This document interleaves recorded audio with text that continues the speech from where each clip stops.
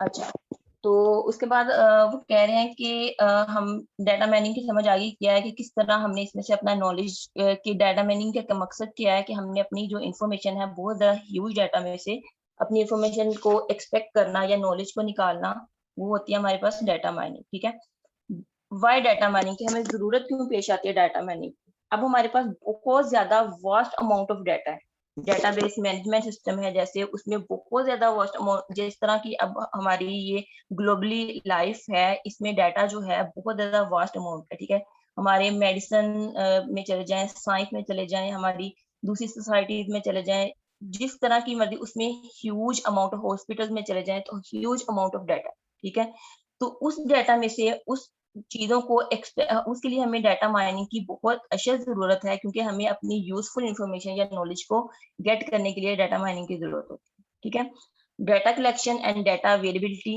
अब इसमें data collection जो है पड़ा हुआ है और डाटा अवेलेबल भी है, लेकिन हमें ये नहीं पता होता कि कौन सा जो है डाटा हमारे लिए मीनिंगफुल है या नॉलेज बेस्ड है जो हम इसमें से एक्सट्रैक्ट करेंगे। तो इस वजह से हमें डाटा माइनिंग की जरूरत पड़ती है कि हमने डाटा अपने आईटी जैसे है उसमें से डिफरेंट चीजें हम डाटा क्रिएट करते हैं, डेटाबेस में आपने एमएस पढ़ी होगी।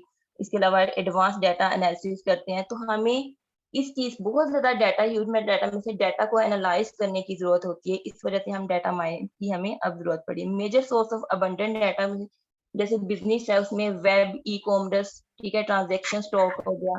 साइंस में बायो इन्फॉर्मेटिक्स है, साइंटिफिक सिमुलेशन है, मेडिकल रिसर्च है, ये भी हमारा डाटा ही है। सोसाइटीज एंड एवरीवन जैसे न्यूज, डिजिटल कैमरास, ये भी हमारा डाटा पे डिपेंड करता है।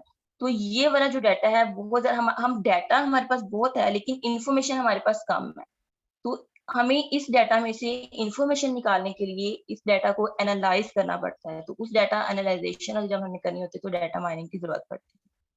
ठीक है, ताकि हम अपना डाटा जो है ऑटोमेटेड एनालिसिस कर सकें बहुत सारे मैसिव डाटा सेट में। नेक्स्ट चलते हैं। अब फॉर एग्जांपल ये उन्होंने दिया हुआ है कि मार्केट एनालिसिस एंड मैनेजमेंट है, where does the data come from. वहां से डाटा, वो डाटा कहाँ से आता है, डाटा कार्ड ट्रांजेक्शन से, लॉयल्टी कार्ड से, डिस्काउंट कूपन अगर आ गया हमारे पास तो वहां पर भी डाटा होता है। कस्टमर की कंप्लेंट कॉल होती है वो भी हमारे पास डाटा, सर्विस जो हम करवाते हैं वो भी डाटा होता है। ठीक है, और डिफरेंट टारगेट जो हमारे पास मार्केटिंग में होती हैं, उसमें भी जितने भी हमारे पास मॉडल्स होते हैं उसमें जो भी इंफॉर्मेशन होती है हमारी डाटा पे डिपेंड करती है। ठीक है, लेकिन हमें उस डाटा की इंफॉर्मेशन बहुत कम होती है, उसमें से नॉलेज हमारा बहुत कम होता है। तो हमने इस वजह से डाटा माइनिंग को चूज किया है, ताकि हम डिफरेंट एल्गोरिदम्स को यूज करके अपने डिफरेंट एल्गोरिदम्स के थ्रू हम अपने डाटा को में से नॉलेज निकाल सकें। इस वजह से इसको, इसका एक और जो नेम है वो है नॉलेज डाटा, कि इसमें से डाटा जो है हमने एक्सट्रैक्ट करना है। ठीक है, बहुत जितना मर्जी हमारे पास डाटा, उसमें से डाटा को एक्सट्रैक्ट करेंगे। अब ये देखें एवोल्यूशन ऑफ डाटा मैनेजमेंट की जो 3 इंपॉर्टेंट एवोल्यूशन है वो है स्टैटिस्टिक। अगर आप लोगों ने डाटा माइनिंग को सीखना है, पढ़ना है, या इसमें से कुछ चीजें मतलब आप लोग डाटा माइनर बनना चाहते हैं, तो उसमें 3 चीजें जो इम्पोर्टेंट हैं वो स्टैटिस्टिक, आर्टिफिशियल इंटेलिजेंस, और मेरे पास है एक जो है मशीन लर्निंग। स्टैटिक्स क्या है, इसमें जो भी स्टैटिक्स, अगर आप लोगों ने कभी स्टैटिक्स का कोर्स पढ़ा हो मैथमेटिक्स में, उसमें रिग्रेशन एनालिसिस हो गई, क्लस्टर एनालिसिस हो गई, स्टैंडर्ड डेफिएशन हो गई, ये सारी चीजें जो हैं वो स्टैटिक्स में आती हैं। ठीक है, ये फाउंडेशन है डाटा माइनिंग। ठीक है, ये हम आगे चल के इसको डिस्कस करेंगे। आर्टिफिशियल इंटेलिजेंस का जैसे आपने कोर्स पढ़ा, उसमें क्या होता है कि हमारे पास बहुत बड़ा अगर डाटा हो तो वहां पे हम अपनी ह्यूमन की थॉट्स डालें। हम यही करते हैं आर्टिफिशियल इंटेलिजेंस में कि अप्लाई ह्यूमन थॉट्स ताकि प्रोसेसिंग हो सके। तो आर्टिफिशियल इंटेलिजेंस में हम अपने डाटा पे ह्यूमन की थॉट डालेंगे कि किस तरह हमारे डाटा की प्रोसेसिंग होनी है। थर्ड है मशीन लर्निंग। मशीन लर्निंग जो है वो यूनियन है स्टैटिस्टिक एंड आर्टिफिशियल इंटेलिजेंस का। दोनों जो है ये मिल के इस सॉफ्टवेयर के बारे में लर्न करना है, और सॉफ्टवेयर से डाटा के बारे में लर्न करना होता है हमने मशीन लर्निंग में। यानी इसमें स्टैटिस्टिक्स और आर्टिफिशियल इंटेलिजेंस दोनों यूज होते हैं। तो ये 3 चीजें बहुत इंपॉर्टेंट है। अगर आप लोगों ने डाटा माइनिंग करनी है तो उसमें से आपको स्टैटिक्स के बारे में बहुत अच्छा नॉलेज होना चाहिए। आर्टिफिशियल इंटेलिजेंस भी आपकी बहुत ग्रिप, इसमें आर्टिफिशियल इंटेलिजेंस के काफी कॉन्सेप्ट यूज होंगे जो कि हम कुछ एक दो शायद मिड से पहले, और मोस्टली हम मिड से बाद पढ़ेंगे। वो मैंने डिजाइन भी मिड के बाद इसलिए किए थे कि मे बी होप्स हो कि हमारी मिड्स के बाद फिजिकल क्लासेस हो तो वो इम्पोर्टेंट टॉपिक्स हैं तो हम वो मिड्स के बाद पढ़ें। होप्स हो कि हमारी फिजिकल क्लासेस हो तो हम उसमें ज्यादा वो टॉपिक्स कवर करेंगे, ठीक है। उसके बाद हमारे पास आगे डेटाबेस टेक्नोलॉजीज। अब ये देखें, डेटाबेस टेक्नोलॉजीज में पहले डाटा कलेक्शन हुई, डेटाबेस क्रिएशन हुई, ठीक है। डाटा को हम कलेक्ट करते हैं, डेटाबेस की क्रिएशन हो गई। उसके बाद डेटाबेस मैनेजमेंट सिस्टम आ गई, जिसमें हमने डिफरेंट जो नेटवर्क डेटाबेस सिस्टम है हायरार्किकल में बनाया, उसमें रिलेशनल डेटाबेस सिस्टम बनाया, डाटा मॉडलिंग टूल्स यूज किए, एंटिटी रिलेशन मॉडल किया, डायग्राम जैसे क्यूरी लैंग्वेज आप लोगों ने रिलेशनल अलजेब्रा क्यूरीज पढ़ी होंगी, एसक्यूएल स्ट्रक्चरल क्यूरी लैंग्वेज पढ़ी होंगी। उसके बाद ये, उसके बाद एडवांस डेटाबेस सिस्टम आया, ठीक है, कि हमारे पास डाटा, लेकिन डाटा बेस आ गया लेकिन एनालिसिस नहीं हो पा रहा था। उसके बाद फिर एडवांस डाटा एनालिसिस आया, जिसमें data warehouse and data mining है। डाटा वेयर हाउस बहुत एक इम्पोर्टेंट और मजे का कॉन्सेप्ट है, जिसको हम डिटेल में डिस्कस करेंगे। डाटा वेयर हाउस ये होता है कि हमने अपनी जो इंफॉर्मेशन है वो डिफरेंट साइट से ना, यानी जो हमारी कलेक्शन है वो हमने मल्टीपल सोर्सेज से लेके किसी एक जगह पे स्टोर करनी होती है। यानी एक स्कीमा, जैसे हम डेटाबेस में स्कीमा यूज करते हैं, स्कीमा में क्या होता था, एक टेबुलर फॉर्म में तमाम, एक अगर मैं स्टूडेंट का स्कीमा बनाऊं तो उसमें एक स्टूडेंट की सारी इंफॉर्मेशन पड़ी होती है, स्टूडेंट का रजिस्ट्रेशन नंबर, स्टूडेंट की फोन नंबर, स्टूडेंट का सेमेस्टर, स्टूडेंट के सीजीपी, ये एक स्कीमा होता है, ठीक है। तो इसमें भी हमने warehouse, data warehouse ये होता है कि हमने डिफरेंट अपनी इंफॉर्मेशन जो है वो कलेक्ट करनी होती है मल्टीपल सोर्सेज से, और उसको एक स्कीमा में, यूनिफाइड स्कीमा में हमने स्टोर करवाना होता है, या एक सिंगल साइट पे हमने स्टोर करवाना होता है, ठीक है। इसको आगे जाके हम बहुत डिटेल में पढ़ेंगे। उसके बाद जो है वेब बेस्ड डेटाबेस आया, ठीक है, जो कि अब तक हम जो पहले डेटाबेस में, अब हमारे पास डेटाबेस एनालिसिस भी है और data warehouse, data mining जो अब तक हमारे पास यूज हो रहा है, ठीक है। और फिर हमारे पास डेटाबेस, जो वेब बेस्ड डाटा बेस आया, और new generation of integrated data and information system, जो कि अभी भी हम यूज कर रहे हैं और फ्यूचर में भी इस पे काम हो रहा है कि किस तरह से हमारा डाटा जो है वो हम एनालाइज कर सकते हैं और इसमें से इंफॉर्मेशन जो है अपनी एक्सट्रैक्ट कर सकते हैं। ये हमारे पास नॉलेज डिस्कवरी है, नॉलेज डिस्कवरी प्रोसेस की किस तरह एक हमारे पास डेटाबेस है। अब ये देखें लास्ट में मुझे हमारे पास डेटाबेस, ये स्टेप्स जो है अभी हम डिस्कस कर। सबसे पहले क्लीनिंग एंड इंटीग्रेशन, कि हमने अपनी जो डाटा है उसको क्लीन करना है। क्लीन का मतलब है कि बहुत सारी इंफॉर्मेशन जो है वो उसमें एक्स्ट्रा पड़ी होती है, जिनकी हमें यूज नहीं हो रहा था, तो हमने इसको क्लीन करना होता है, ठीक है। इंटीग्रेशन करनी होती है। उसके बाद हमने डेटाबेस की चीजें लेके डाटा वेयर हाउस में, यानी हमने डिफरेंट साइट से अपनी मकसद की जो चीजें मकसद की जो चीजें हैं वो, अब मैं क्लास को लॉक नहीं कर रही। हारून आप उनसे कह, कौन कितने स्टूडेंट्स हैं? अच्छा मैं अनलॉक करती हूँ क्लास को, तो फिर आपको, लेकिन आज के बाद मैं क्लास को अनलॉक नहीं करूंगी। आप लोग टाइम से क्लास में आए, उसके बाद फिर इस तरह हमारे बहुत प्रॉब्लम होती है। विद इन क्लास हम बार बार इसी तरह देखते रहें। मैंने परमिशन दे दी उन्हें, कहेंगे क्लास ज्वाइन कर लें, लेकिन कल से मैंने आप लोग की एक दफा लॉक कर दी, तो फिर जितने मर्जी मुझे मैसेज करते रहे, मैंने क्लास को अनलॉक नहीं करना, क्योंकि इस तरह पूरी क्लास डिस्टर्ब होती है। ऑलरेडी हमारे पास टाइम कम होता है और हमने अपना टॉपिक कवर करना होता है। अच्छा ये देखेंगे, उसके बाद डाटा वेयर हाउस में हमने यानी डिफरेंट साइट से अपनी एक इंफॉर्मेशन ली और अपनी एक स्कीमा यानी एक जगह पे वो सेट कर दी। उसके बाद सिलेक्शन एंड ट्रांसफॉर्मेशन, यानी डाटा की सिलेक्ट करना है हमने, उसमें से रेलेवेंट डाटा जो हमें चाहिए होता है वो हमने लेना होता है, उसको ट्रांसफॉर्म करना होता है, यानी डिफरेंट प्रोसेसिंग लगा के जो भी कंसिस्टेंट डाटा है, यानी उसमें से चीजें जो सारी कन्वर्ट करना होता है अपनी इंफॉर्मेशन को, उस यानी डाटा माइन करना होता है। उसके बाद क्या होता है, एवेल्यूशन एंड प्रेजेंटेशन, जो हमने डाटा लिया उसको प्रेजेंट करना होता है, जो हमने एवेल्युएट कर लिया डाटा प्रेजेंट, यानी डिफरेंट ग्राफ्स में कह लें, पाई चार्ट्स में कह लें, या जो भी आपने रूल्स बनाए, ये विजुअलाइजेशन जो यूज करते हैं उसमें डाटा प्रेजेंट करना होता है, और वो हमारे पास एक नॉलेज आ जाता है। अब इसकी एग्जाम्पल ये कि अगर एक पैराग्राफ में आपको दूं, मैं कहूँ कि इसमें से उसमें से डिफरेंट टर्म्स लिखी हुई हैं कि इसमें इस की परसेंटेज स्टूडेंट कितनी है, वो सारी मैंने एक पैराग्राफ में लिख दी है। वैसे आपको देख के कुछ समझ नहीं आ रहा, आप क्या करते हो कि उसमें से उस सारी इंफॉर्मेशन को पढ़ते हो, पूरे एक पेज को पढ़ते हो, उसमें से डिफरेंट स्ट्रेटजीज यानी डाटा को निकालते हो और निकाल के उसको विजुलाइज करके एक ग्राफ बना के उसमें प्रेजेंट कर देते हो। अब एक स्टूडेंट के लिए पूरा एक पेज पढ़ना आसान होगा कि एक ग्राफ को देख के वो डाटा को समझ लेगा, आसानी होगी। तो ऑब्वियसली वो एक ग्राफ को देख के ज्यादा अच्छे से अंडरस्टैंड, एक पैटर्न को देख के ज्यादा अंडरस्टैंड। तो यही चीजें हैं कि हमने बहुत ज्यादा अपने एक डाटा में से चीजों को निकाल के एक्सट्रैक्ट करके उसको क्लीन करके एक प्रेजेंट कर देना, ये हमारे पास नॉलेज डिलीवरी यानी डाटा माइनिंग प्रोसेस होगी। अच्छा, अब ये देखें जो भी हमने डिस्कस किया उसको हम डिटेल में डिस्कस करते हैं कि जो हमारा नॉलेज वो है, इसके सेवरल स्टेप्स हैं। कौन से हैं? डाटा प्रोसेसिंग में सबसे पहले डाटा क्लीनिंग है। डाटा क्लीनिंग में क्या आता है कि remove noise and inconsistent data, कि जो भी हमारे पास इनकंसिस्टेंट डाटा हो या हमारे पास बहुत सारा ऐसा डाटा जो हमारा यूज नहीं हो रहा है, उसने हमारे डाटा को ह्यूज रश क्रिएट किया हुआ है, तो हम उसको क्या कहते हैं, रिमूव कर सकते हैं। जैसा कि डाटाबेस में जब हमने कोई टेबल बनाना हो तो कोई इन्फॉर्मेशन जो हमारी यूज नहीं हो रही स्कीमा में, हम वो डिलीट कर देते हैं, ठीक है। जो चीज हमारे लिए अननेसेसरी है, हमें लग रहा होता है कि इसके बगैर भी हमारा डाटा जो है वो कंप्लीट है, तो हम उसको रिमूव करते हैं ताकि हमारा जो डाटा है वो क्लीन हो जाए। फिर डाटा को इंटीग्रेट करना, यानी मल्टीपल डाटा सोर्स में भी कंबाइन के।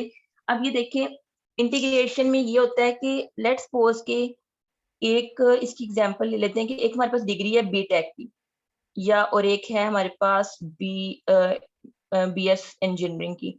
तो कुछ यूनिवर्सिटीज ने वही डिग्री का नाम बीटेक रखा होता है, कुछ यूनिवर्सिटी ने वही डिग्री का नाम बैचलर ऑफ इंजीनियरिंग रखा होता है, ठीक है। तो उसमें क्या होगा कि चीज दोनों के नेम डिफरेंट है, लेकिन अंदर जो है सब्जेक्ट्स वो एक ही चीज पढ़ा रहे हैं, ठीक है। इस तरह भी होता है। तो उसमें ये क्या होता है कि हमने उन दोनों को इकट्ठा लेना होता है, तो फिर हम कंबाइन कर देते हैं उन दोनों, ठीक है। नेम्स डिफरेंट हो के अंदर जो दो डिग्रीज हैं वो सेम है, तो हमने उन दोनों को कंबाइन कर दिया, दैट इज डाटा इंटीग्रेशन। उसके बाद हमने क्या करना होता है, डाटा सिलेक्शन, यानी जो हमारे पास रेलेवेंट डाटा है, डिफरेंट जो हमारे पास एनालिसिस करके जो टास्क हम करते हैं डेटाबेस में से, जो डाटा हम रिट्रीव करते हैं वो डाटा हम सिलेक्ट कर लेते हैं। एंड देन डाटा ट्रांसफॉर्मेशन है। ट्रांसफॉर्मेशन में क्या होता है कि डाटा की हमने कंसोलिडेट फॉर्म यानी अप्रोप्रिएट फॉर्म में कन्वर्ट करना होता है, कि डाटा प्री प्रोसेसिंग है, जिसको हम प्री प्रोसेसिंग यानी कंसिस्टेंट स्टेट्स बनाने चाहिए, रिमूवल उसमें से अननेसेसरी चीजें हो गई, क्लीन हो गया डाटा, तो उसको एक अप्रोप्रिएट डाटा माइन हमने की हालत में ले आना कि इसमें से अब हम डाटा एक्सट्रैक्ट कर सकते हैं। उसके बाद डाटा माइनिंग, जो कि हमने अपना एसेंशियल प्रोसेस है, जहां से हमने अपने डिफरेंट एल्गोरिदम्स या मेथड यूज करके उस डाटा को एक्सट्रैक्ट करना होता है। डाटा माइनिंग एल्गोरिदम यूज कर लिए उसमें से, फिर हमने डाटा को एक्सट्रैक्ट कर लिया। पैटर्न एवेल्युएशन जो है, उसमें क्या होता है कि इसमें हमने identify the truly interesting pattern की, कुछ पैटर्न्स होते हैं जिसमें हमने डाटा को एवेल्युएट करना होता है, कुछ मेथड्स होते हैं उन पैटर्न के अकॉर्डिंग हमने डाटा को एवेल्युएट करना होता है। ऑब्वियसली कुछ रूल्स बने होते हैं, उन रूल्स के अकॉर्डिंग हमने डाटा को एवेल्युएट करना। उसके बाद जो हमारे पास डाटा आ जाता है, ऑब्वियसली हमने उसको नॉलेज आ जाती है या इंफॉर्मेशन आ जाती है, उसको प्रेजेंट करने का, विजुअलाइजेशन करने का एक मेथड होता है कि आप उसको ग्राफ में प्रेजेंट कर रहे हो, पाई चार्ट में ग्राफ कर रहे हो, या डिफरेंट रूल्स आपने बनाए हैं, जिस तरह मर्जी प्रेजेंटेशन बनाई है आपने, वो आप पे डिपेंड करता है कि आपने उस अपने नॉलेज को किस तरह प्रेजेंट करना है, ठीक है। ये डिफरेंट स्टेप्स हैं एक डाटा माइनिंग के, किस तरह हम डाटा को माइन करते हैं।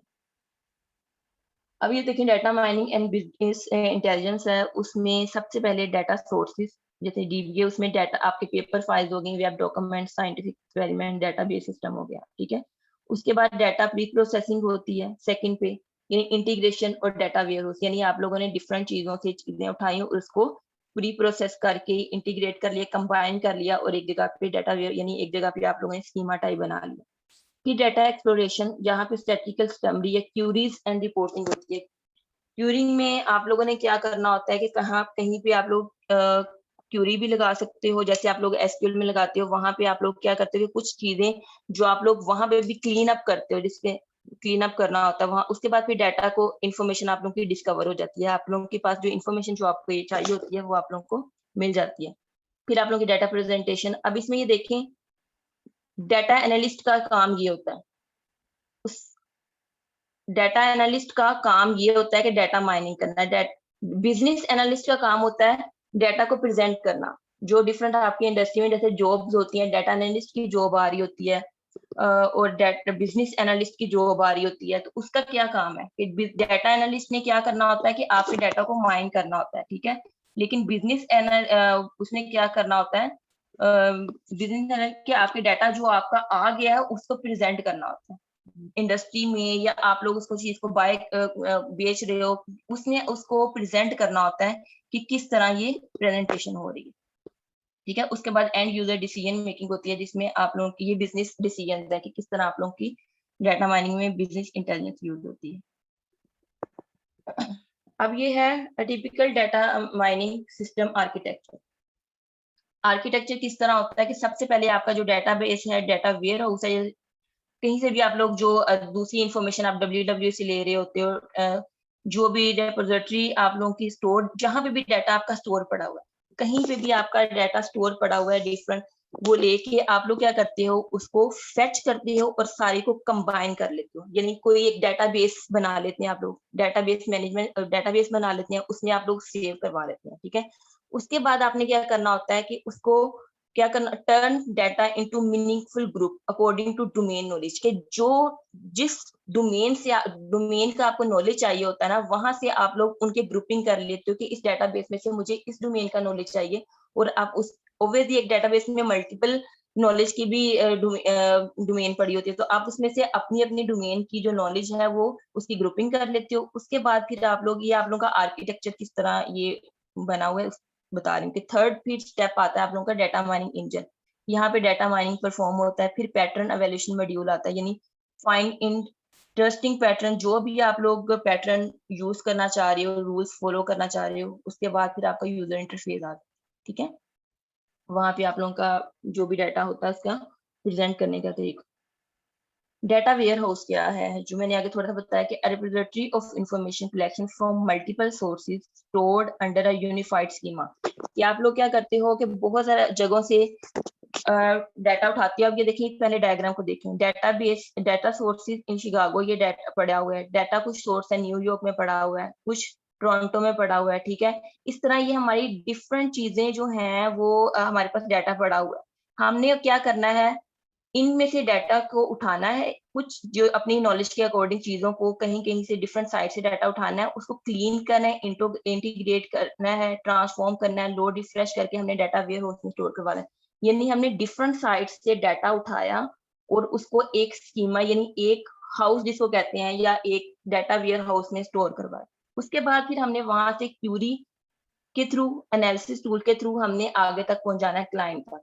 ठीक है, जो हमारे पास डाटा आ जाता है, that is data warehouse. ठीक है, वैसे तो डाटा वेयर हाउस एक पूरा एक कोर्स होता है पढ़ने के लिए, कि अगर आप लोग इसको डेप्थ में पढ़ना चाहते हो तो पूरा एक डाटा वेयर हाउस का कोर्स भी होता है, डिफरेंट यूनिवर्सिटीज में रजिस्ट्रेशन होती है इसकी।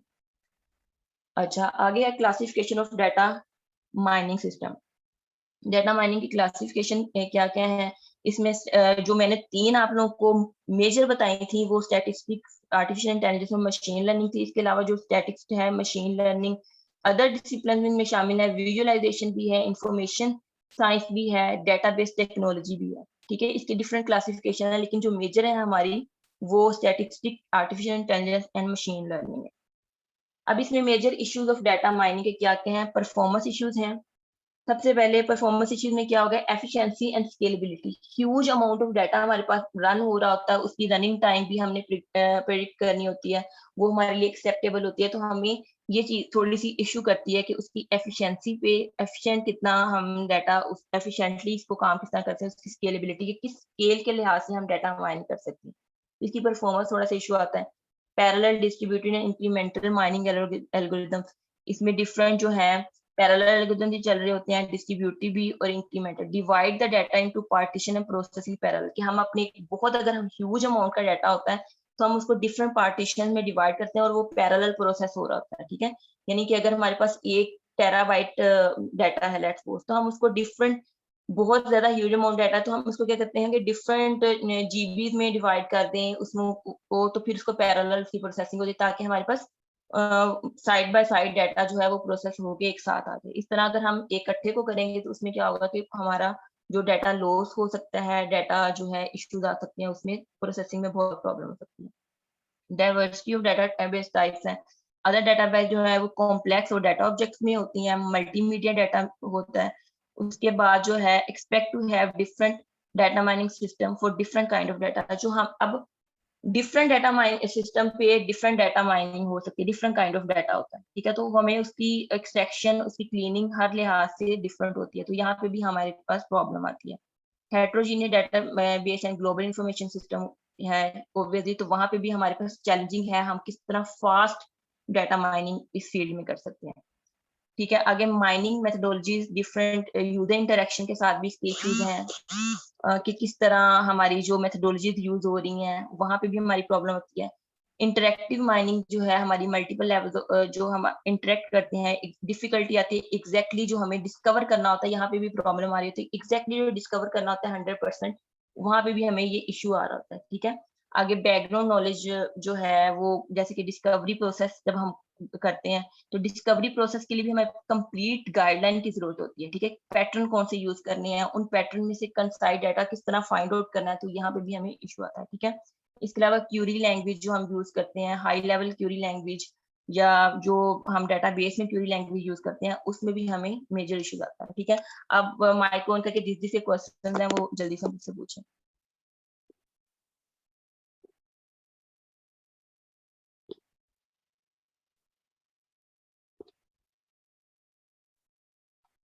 सारे सो रहे हैं?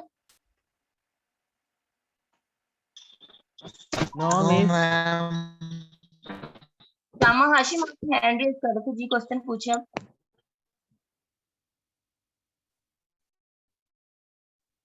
मैं ऐसे ही खड़ा किया मैम मैंने। वो तो मैंने अटेंडेंस के लिए किया था। तो ना अटेंडेंस मैंने बोल दीजिए आप लोग, लेक्चर में इस तरह लेट रेज की हैंड थी अटेंडेंस के लिए तो आप किया था। डेटा माइनिंग की डेफिनेशन बताएं। हाँ जी, किसी का कोई क्वेश्चन? मैम वो मैंने डेटा माइनिंग की डेफिनेशन के बाद थोड़ा सा पूछना था, मैं मीटिंग ये लेट आवाज स्टार्ट की। कट हुई है, क्या हो गया है?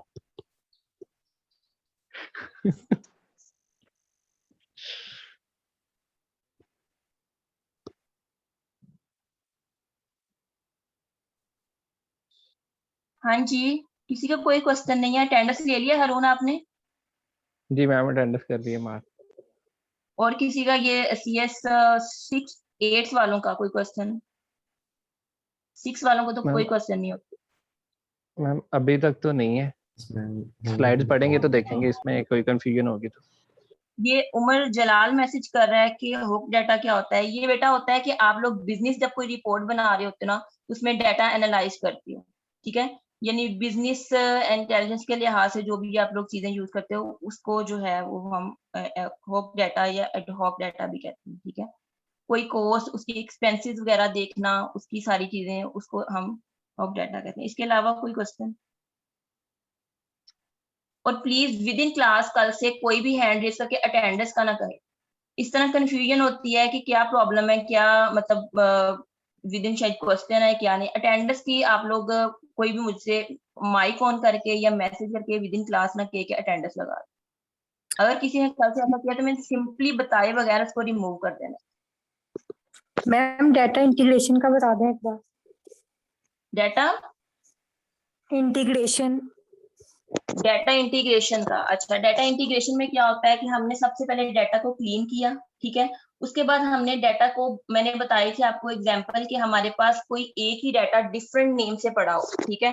तो हमने क्या करना होता है, फिर उसको डाटा को, इन्फॉर्मेशन तो उसमें सेम ही होती है, तो लेकिन हमारे पास नेम्स के डिफरेंट होते हैं, तो हमने उनको कंबाइन करना होता है, प्रोसेस करके दोनों को कंबाइन करना होता है, तो वो हमारे पास इनके इन्फॉर्मेशन नहीं होती। तो दैट इज डाटा इंटीग्रेशन। पहले क्लीन कर लिया, उस फिर कंबाइन कर लिया हमने, ठीक है। तो दैट इज डाटा इंटीग्रेशन।